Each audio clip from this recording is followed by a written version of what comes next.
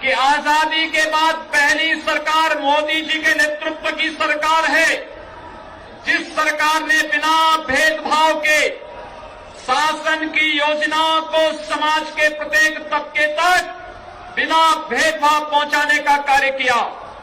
क्या वो किसान हो, क्या वो नौजवान हो, क्या वो मजदूर हो, क्या वो महिलाएं हो या फिर व्यापारी हो, सबके हितों के लिए कार्य करने वाली केंद्र की मोदी जी के नेतृत्व की सरकार और उसी सरकार से मार्गदर्शन प्राप्त करके आज प्रदेश के अंदर विगत 2.25 वर्ष के दौरान इसी तर्ज पर हम सब कार्य कर रहे हैं। हम जब पश्चिमी उत्तर प्रदेश की बात करते हैं, सचमुच विधानसभा चुनाव में जब हम पिछली बार आए थे तो विधानसभा चुनाव में एक ही बात उठती थी कि यहां पर सत्ता के संरक्षण में प्राप्त गुंडे और एक वर्ग विशेष के गुंडे बहन बेटियों की इज्जत के साथ खिलवाड़ करते हैं। और आपने देखा होगा कि भारतीय जनता पार्टी की सरकार ने इन गुंडों को कहां पहुंचाने का कार्य किया है। ये गुंडे जो राजनीतिक संरक्षण प्राप्त करते थे, ये माफिया जो व्यापारियों का अपहरण करते थे, आज ये गुंडे भीख मांग मांग करके अपनी जान की भीख मांग रहे हैं। किसी पर हिम्मत नहीं कि किसी का अपहरण कर सके। और इसीलिए हम कह सकते हैं कि भारतीय जनता पार्टी आपकी सुरक्षा के लिए जहां प्रतिबद्ध है, वहां बिजली 75 जनपदों में से 5 जनपद में बिजली मिलती थी। आज हमने सभी 75 जनपदों को 24 घंटे, 20 घंटे और 18 घंटे की विद्युत का वितरण सुनिश्चित किया है, बिना भेदभाव के किया है। हर एक नागरिक के चेहरे पर खुशहाली लाने का कार्य किया है। आपके पर्व और त्योहारों को पिछली सरकारें नहीं मनाने देती थी।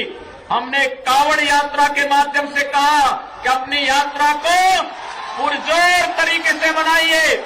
आपकी आस्था का सम्मान भारतीय जनता पार्टी कर रही है। और न केवल कावड़ यात्रा और जन्माष्टमी के कार्यक्रम, अगर आपको देखना है तो प्रयागराज में लग रहा कुंभ वर्तमान में देश और दुनिया के सामने आज एक उदाहरण प्रस्तुत कर रहा है।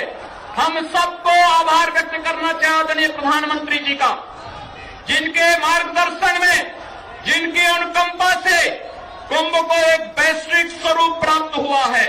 और आज इसीलिए मैं आपके बीच में कहने के लिए आया हूं, ये 2019 का चुनाव एक तरफ जहां मोदी जी के नेतृत्व में सांस्कृतिक राष्ट्रवाद, विकास और सुशासन की लड़ाई लड़ने वाली भारतीय जनता पार्टी का गठबंधन होगा, तो दूसरी तरफ इस देश को लूटने वाले, देश को नोचने वाले, देश की सुरक्षा पर सेंध लगाने वाले और भारत विरोधी और इस देश के बहुसंख्यक समाज के विरोधी वे तत्व खड़े होंगे जो इस देश की अपूर्णीय क्षति करने के लिए किसी भी हद तक जा सकते हैं। और इसलिए हम सबको तैयार रहना होगा। कोई सेंध न लगाने पाए, कोई आपको जाति के आधार पर न बांटने पाए। और इसकी शुरुआत होती है हमारे बूथ से, हमारे परिवार से। मेरा परिवार भाजपा परिवार और मेरा बूथ सबसे मजबूत यह भाव जब भारतीय जनता पार्टी का एक एक कार्यकर्ता लेकर के चलेगा, कोई कारण नहीं कि मोदी जी के नेतृत्व में और उस समय प्रदेश के प्रभारी के रूप में आदरणीय अमित शाह जी के उस समय की रणनीति में 2014 में भारतीय जनता पार्टी 73 सीटों पर यहां पर विजय प्राप्त की थी। 2019 में हमें 74 प्लस के लक्ष्य को प्राप्त करने के लिए आगे बढ़ना है। और यही आह्वान करने के लिए बंधुओं आज हम सब आपके बीच आए हैं। मुझे आपको एक सूचना और देनी है, और वह सूचना है हमारे गन्ना किसानों का। मित्रों, गन्ना किसान 5 वर्षों से तबाह था। पिछले 2.25 वर्ष के दौरान हमारी सरकार ने 51,000 करोड़ रुपए से अधिक का गन्ना मूल्य का भुगतान कराया है। और जिन 5-6 मिलों पर गन्ना मूल्य का बकाया है, हमने 10 दिन की सीमा तय की है, आरसी उनकी जारी कर दी है।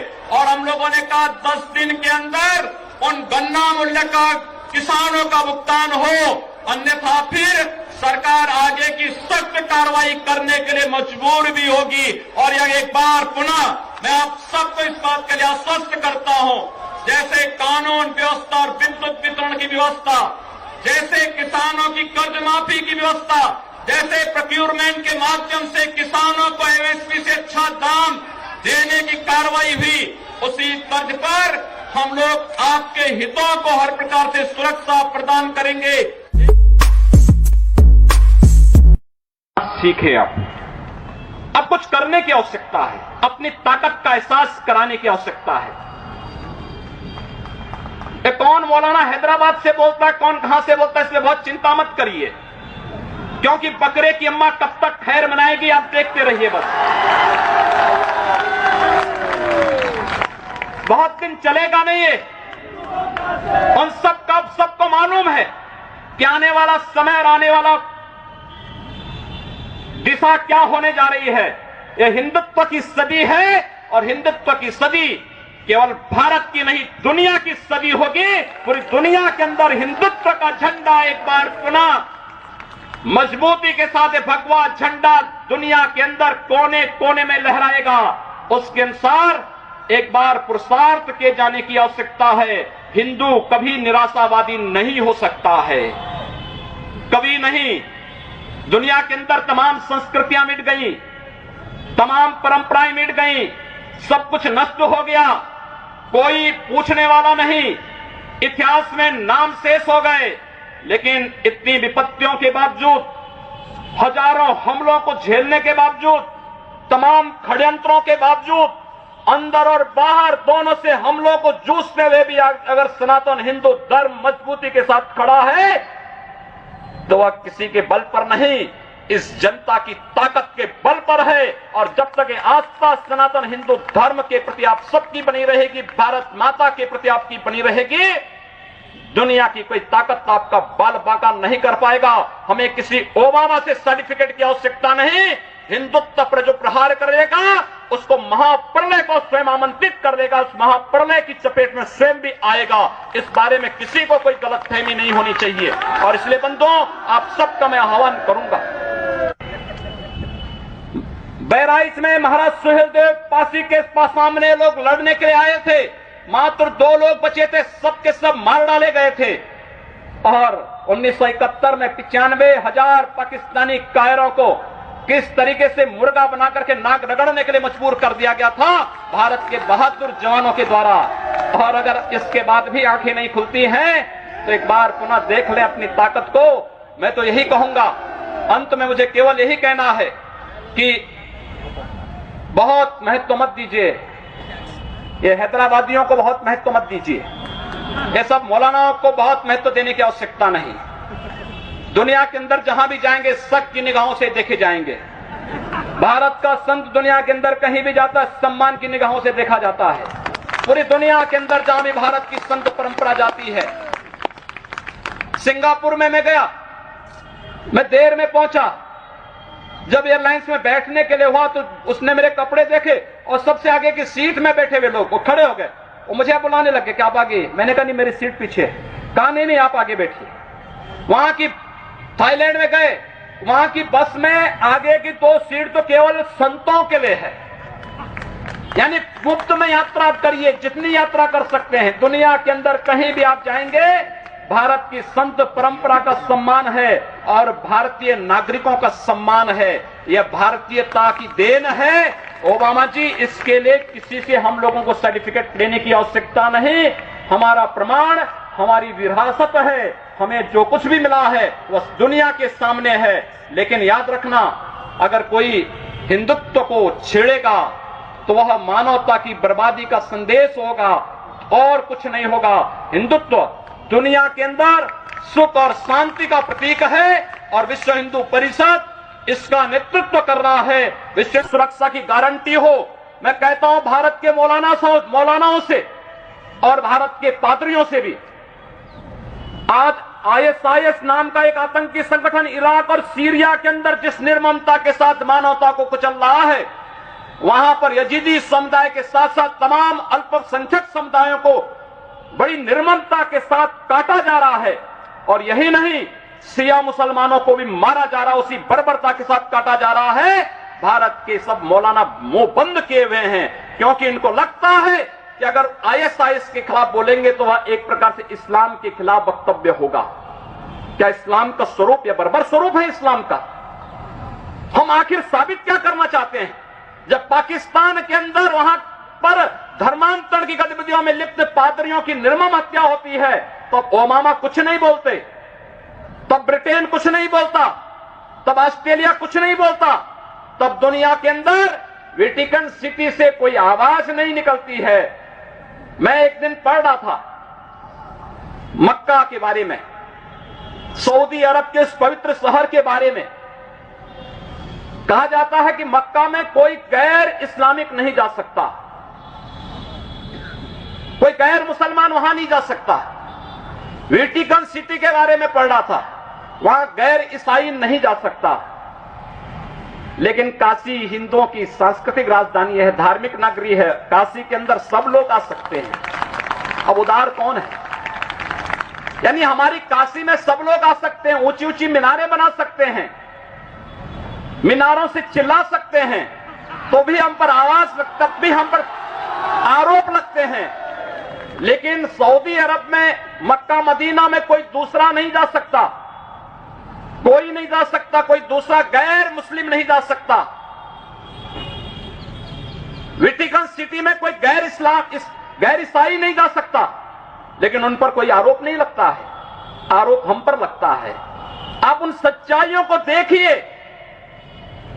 अगर वेद किणवंतो विश्वास, जिस दिन केवल यादव बनकर के लड़ना सीखेंगे तो मार खाएंगे ही खाएंगे। जैसे पिपराइच के अंदर हुआ, कमरिया गांव में 7 यादव परिवार हैं, 40 मुस्लिम परिवार है। मुस्लिम परिवार भैंसे का मांस खा करके पूरी हड्डियां यादवों के घरों में फेंक देते थे। यादव विरोध करता था तो सभी लोग मिलकर के मारते थे। वे थाने में गए, कोई सुनवाई नहीं हुई। वे लोग समाजवादी पार्टी के नेताओं के पास गए, कोई सुनवाई नहीं हुई। अंत में मेरे पास आए, मैंने थानाध्यक्ष से कहा, मैंने कहा ये अन्याय क्यों हो रहा है? उसने कहा कि मैं जाऊंगा, देख लेता हूं। मैंने कहा जाइए। 3 दिन का फिर वे यादव आए, कहा कि कोई नहीं गया। मैंने थानाध्यक्ष से पूछा, उसने कहा मैं जा नहीं पाया, लेकिन मैं जरूर जाऊंगा। थानाध्यक्ष गया, थानाध्यक्ष ने मुझे बताया कि हाँ इनके साथ अन्याय हो रहा है। मैंने कहा अन्याय हो रहा तो न्याय करो। कहा मुसलमान है, सरकार का स्पष्ट निर्देश है कि मुसलमानों को नहीं छेड़ना है। अरे हमने कहा तो ये भी तो यादव है, कम से कम यादव के नाम पर तो न्याय कर लीजिए, हिंदू के नाम पे नहीं कर रहे हैं। तो कहा नहीं साहब हम नहीं कुछ कर पाएंगे। वक्त जब हुई मैंने उसको कुछ बोल दिया, उसने मेरे खिलाफ एक रिपोर्ट दर्ज कर दी।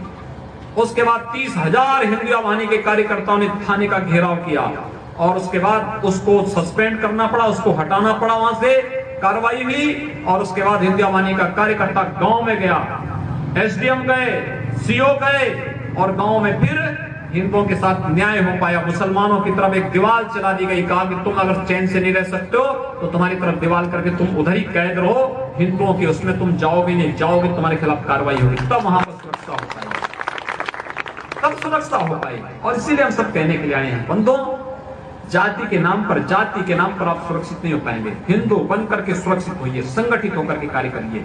और इसी संगठन की अपील करने के लिए आज हम सब आपके बीच आए हैं। विकास हम कराएंगे, विकास की गारंटी हम लोग लेंगे। पूरे देश के अंदर और उत्तर प्रदेश के अंदर विकास की कोई भी प्रक्रिया आगे बढ़ेगी तो उसमें गोरखपुर पीछे नहीं रहेगा। गोरखपुर का गांव-गांव उस विकास से जुड़ेगा, गांव-गांव इस विकास को हम लोग लेकर के आ जाएंगे।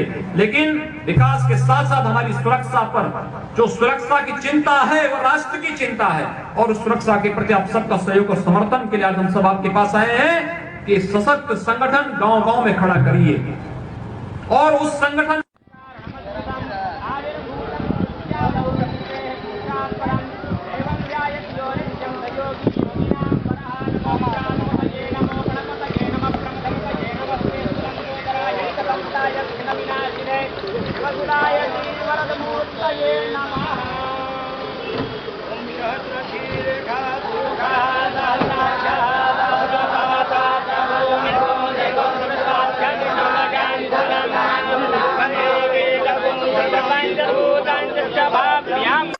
कि आजादी के बाद पहली सरकार मोदी जी के नेतृत्व की सरकार है जिस सरकार ने बिना भेदभाव के शासन की योजनाओं को समाज के प्रत्येक तबके तक बिना भेदभाव पहुंचाने का कार्य किया, क्या वो किसान हो, क्या वो नौजवान हो, क्या वो मजदूर हो, क्या वो महिलाएं हो या फिर व्यापारी हो, सबके हितों के लिए कार्य करने वाली केंद्र की मोदी जी के नेतृत्व की सरकार और उसी सरकार से मार्गदर्शन प्राप्त करके आज प्रदेश के अंदर विगत पौने 2 वर्ष के दौरान इसी तर्ज पर हम सब कार्य कर रहे हैं।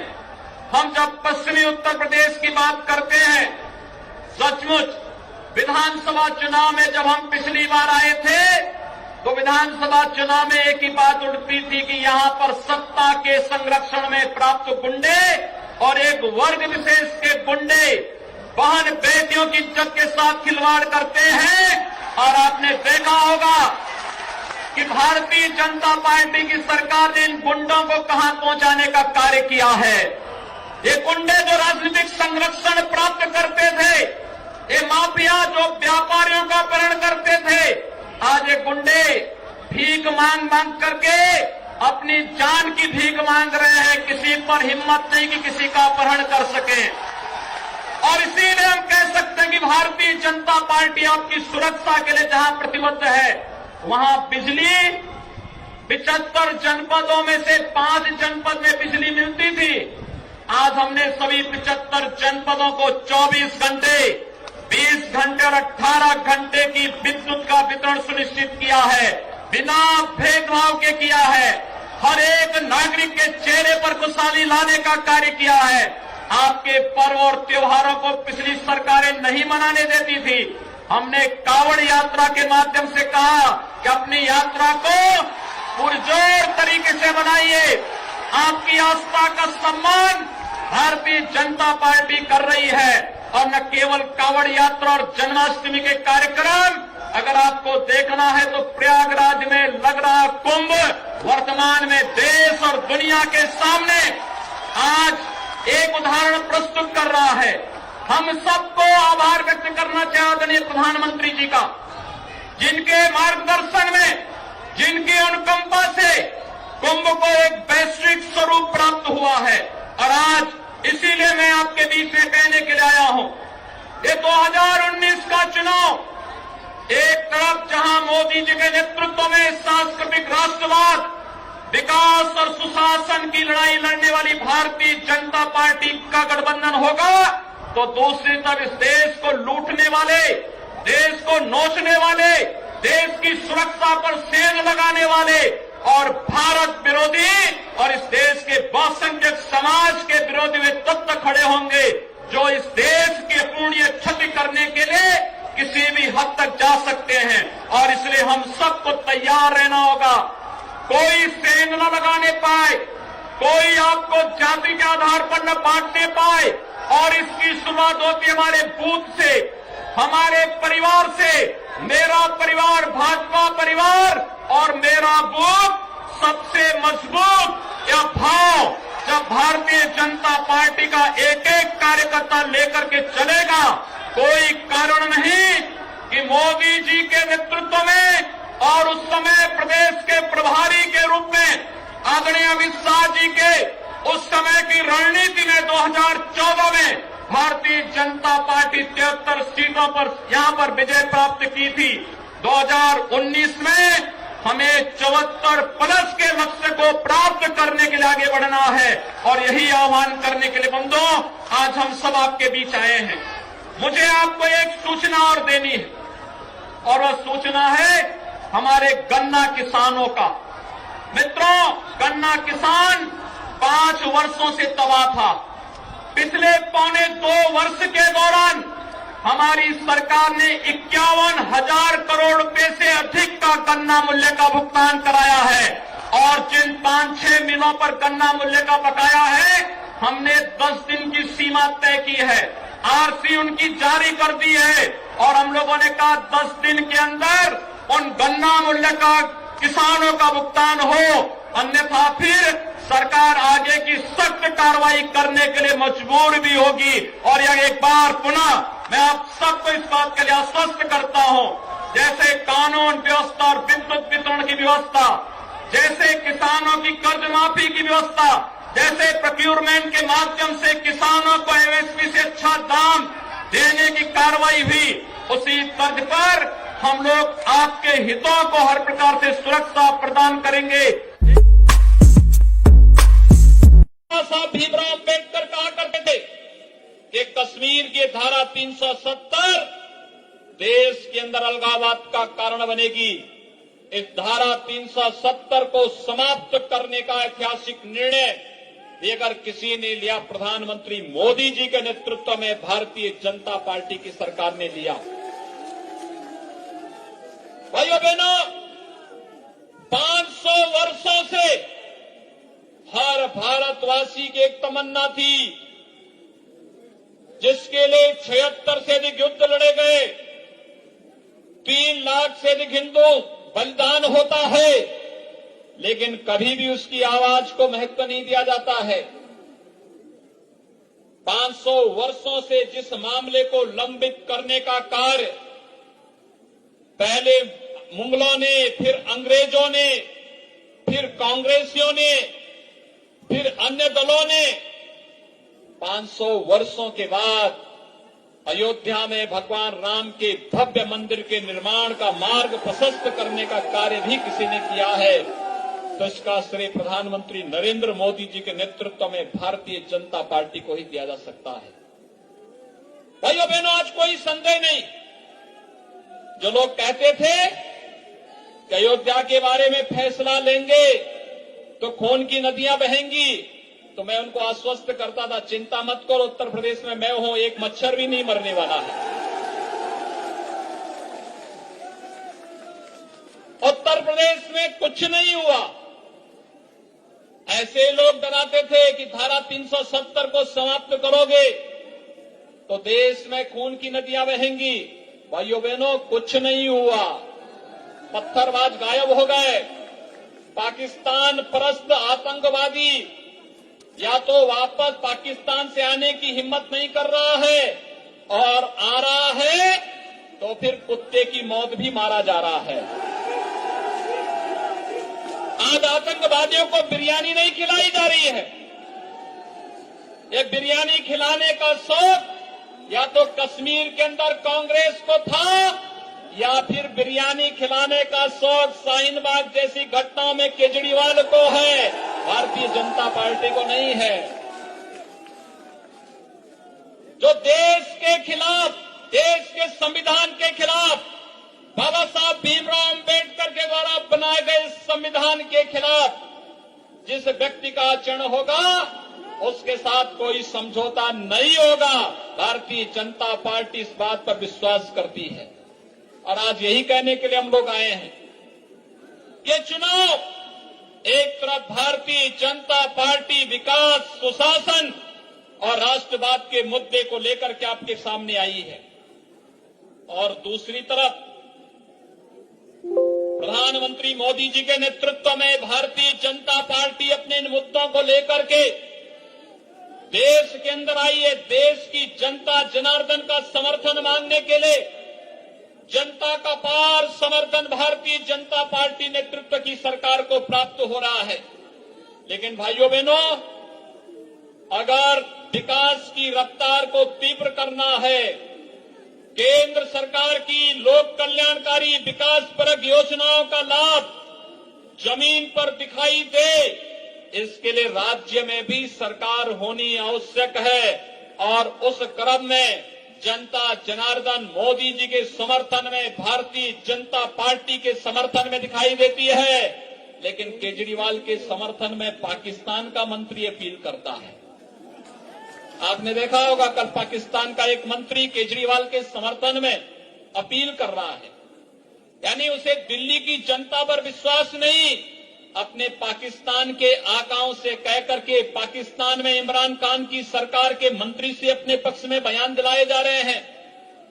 भाइयों बहनों, इन चेहरों को थोड़ा पहचान लीजिए, बहुत ठीक से पहचान लीजिए, क्योंकि ये लोग देश की सुरक्षा के लिए घातक हैं, विकास के लिए खतरनाक है, आने वाली पीढ़ी साथ खिलवाड़ करने वाले लोग हैं, झूठे नारे और गुमराह करने वाले वक्तव्यों के माध्यम से देश के वातावरण को खराब करने वाले हैं। और यही कारण है नागरिकता कानून के नाम पर भ्रम की स्थिति पैदा करके इन लोगों ने देश की छवि को धूमिल करने का कुत्सित प्रयास किया है। ये नागरिकता कानून हर व्यक्ति जानता है, पाकिस्तान, अफगानिस्तान और बांग्लादेश से जो पीड़ित और प्रताड़ित वे नागरिक जो वहां पर अल्पसंख्यक हैं, उसमें हिंदू हैं, सिख हैं, जैनी हैं, बौद्ध हैं, पारसी हैं, ईसाई हैं, उन सभी को जो 5 साल पहले सीखे अब कुछ करने की आवश्यकता है, अपनी ताकत का एहसास कराने की आवश्यकता है। कौन मौलाना हैदराबाद से बोलता है, कौन कहां से बोलता है, इसलिए बहुत चिंता मत करिए, क्योंकि बकरे की अम्मा कब तक खैर मनाएगी आप देखते रहिए। बस बहुत दिन चलेगा नहीं ये। उन सबको मालूम है कि आने वाला समय और आने वाला दिशा क्या होने जा रही है। यह हिंदुत्व की सदी है और हिंदुत्व की सदी केवल भारत की नहीं दुनिया की सदी होगी। पूरी दुनिया के अंदर हिंदुत्व का झंडा एक बार पुनः मजबूती के साथ भगवा झंडा दुनिया के अंदर कोने कोने में लहराएगा। उसके अनुसार एक बार पुरुषार्थ किए जाने की आवश्यकता है। हिंदू कभी निराशावादी नहीं हो सकता है, कभी नहीं।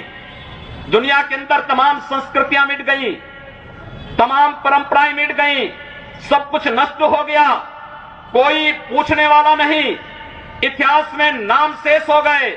लेकिन इतनी विपत्तियों के बावजूद, हजारों हमलों को झेलने के बावजूद, तमाम षड्यंत्रों के बावजूद, अंदर और बाहर दोनों से हमलों को जूझते हुए भी अगर सनातन हिंदू धर्म मजबूती के साथ खड़ा है तो वह किसी के बल पर नहीं, इस जनता की ताकत के बल पर है। और जब तक ये आस्था सनातन हिंदू धर्म के प्रति आप सबकी बनी रहेगी, भारत माता के प्रति आपकी बनी रहेगी, दुनिया की कोई ताकत आपका बल बांका नहीं कर पाएगा। हमें किसी ओबामा से सर्टिफिकेट की आवश्यकता नहीं। हिंदुत्व पर जो प्रहार करेगा उसको महाप्रलय को स्वयं आमंत्रित कर देगा, उस महाप्रलय की चपेट में स्वयं भी आएगा। इस बारे में किसी को कोई गलतफहमी नहीं होनी चाहिए। और इसलिए बंधुओं, आप सबका मैं आह्वान करूंगा। बहराइच में महाराज सुहेलदेव पासी के सामने लोग लड़ने के लिए आए थे, मात्र 2 लोग बचे थे, सबके सब मार डाले गए थे। और 1971 में 95,000 पाकिस्तानी कायरों को किस तरीके से मुर्गा बना करके नाक रगड़ने के लिए मजबूर कर दिया गया था भारत के बहादुर जवानों के द्वारा। और अगर इसके बाद भी आंखें नहीं खुलती हैं तो एक बार पुनः देख लें अपनी ताकत को। मैं तो यही कहूंगा, अंत में मुझे केवल यही कहना है कि बहुत महत्व मत दीजिए, ये हैदराबादियों को बहुत महत्व मत दीजिए, ये सब मौलानाओं को बहुत महत्व देने की आवश्यकता नहीं।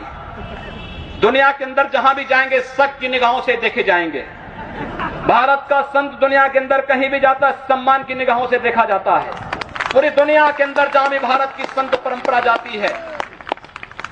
सिंगापुर में मैं गया, मैं देर में पहुंचा, जब एयरलाइंस में बैठने के लिए हुआ तो उसने मेरे कपड़े देखे और सबसे आगे की सीट में बैठे हुए लोग वो खड़े हो गए, वो मुझे बुलाने लगे कि आप आगे। मैंने कहा नहीं, मेरी सीट पीछे। कहा नहीं आप आगे बैठिए। वहां की थाईलैंड में गए, वहां की बस में आगे की 2 सीट तो केवल संतों के लिए है, यानी मुफ्त में यात्रा करिए, जितनी यात्रा कर सकते हैं। दुनिया के अंदर कहीं भी आप जाएंगे, भारत की संत परंपरा का सम्मान है और भारतीय नागरिकों का सम्मान है। यह भारतीयता की देन है। ओबामा जी, इसके लिए किसी से हम लोगों को सर्टिफिकेट लेने की आवश्यकता नहीं। हमारा प्रमाण हमारी विरासत है, हमें जो कुछ भी मिला है वह दुनिया के सामने है। लेकिन याद रखना, अगर कोई हिंदुत्व को छेड़ेगा तो वह मानवता की बर्बादी का संदेश होगा और कुछ नहीं होगा। हिंदुत्व दुनिया के अंदर सुख और शांति का प्रतीक है और विश्व हिंदू परिषद इसका नेतृत्व कर रहा है। विश्व सुरक्षा की गारंटी हो। मैं कहता हूं भारत के मौलानाओं से और भारत के पादरियों से भी, आज ISIS नाम का एक आतंकी संगठन इराक और सीरिया के अंदर जिस निर्ममता के साथ मानवता को कुचल रहा है, वहां पर यजीदी समुदाय के साथ साथ तमाम अल्पसंख्यक समुदायों को बड़ी निर्ममता के साथ काटा जा रहा है। और यही नहीं, शिया मुसलमानों को भी मारा जा रहा है, उसी बर्बरता के साथ काटा जा रहा है। भारत के सब मौलाना मुंह बंद किए हुए हैं, क्योंकि इनको लगता है कि अगर ISIS के खिलाफ बोलेंगे तो वह एक प्रकार से इस्लाम के खिलाफ वक्तव्य होगा। क्या इस्लाम का स्वरूप या बर्बर स्वरूप है इस्लाम का? हम आखिर साबित क्या करना चाहते हैं? जब पाकिस्तान के अंदर वहां पर धर्मांतरण की गतिविधियों में लिप्त पादरियों की निर्मम हत्या होती है, तो ओबामा कुछ नहीं बोलते, तब ब्रिटेन कुछ नहीं बोलता, तब ऑस्ट्रेलिया कुछ नहीं बोलता, तब दुनिया के अंदर वेटिकन सिटी से कोई आवाज नहीं निकलती है।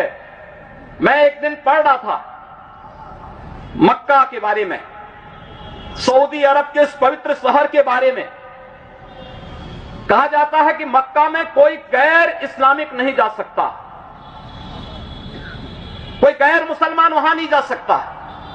वेटिकन सिटी के बारे में पढ़ रहा था, वहां गैर ईसाई नहीं जा सकता। लेकिन काशी हिंदुओं की सांस्कृतिक राजधानी है, धार्मिक नगरी है, काशी के अंदर सब लोग आ सकते हैं। अब उदार कौन है? यानी हमारी काशी में सब लोग आ सकते हैं, ऊंची ऊंची मीनारें बना सकते हैं, मीनारों से चिल्ला सकते हैं, तो भी हम पर आवाज, तब भी हम पर आरोप लगते हैं। लेकिन सऊदी अरब में मक्का मदीना